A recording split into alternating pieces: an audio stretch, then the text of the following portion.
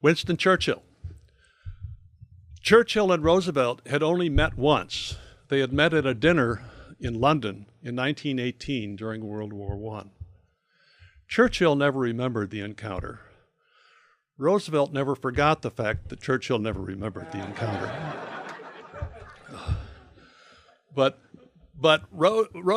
Churchill was arduously courting Roosevelt because he needed the help of the United States to survive, and Roosevelt was trying to give it. And what Churchill needed desperately were some World War I era destroyers to replace those being sunk by U-boats in Great Britain and the English Channel almost daily. And it's a long, complicated story, but they worked out a way to send the destroyers to Britain without seeking the approval of Congress. That was a very unusual thing, but he did it.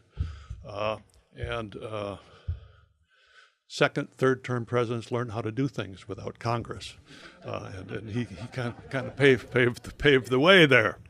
But there was an issue as to, but they had to be traded in return for something to satisfy U.S. law, and they had to be traded for access to British bases in the Caribbean and elsewhere in the Western Hemisphere, and that was to satisfy U.S. law.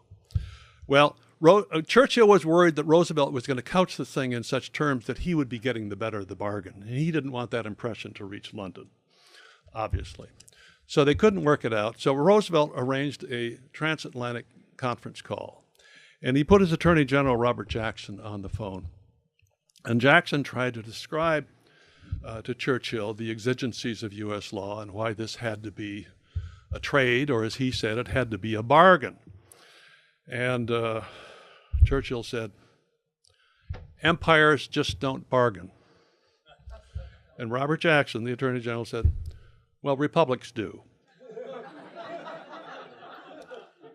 Roosevelt, to try to calm the waters here a little bit, said, you see, Winston, the trouble is I have an Attorney General, and he says I have to bargain. Well, said Churchill, maybe you ought to trade these destroyers for a new Attorney General.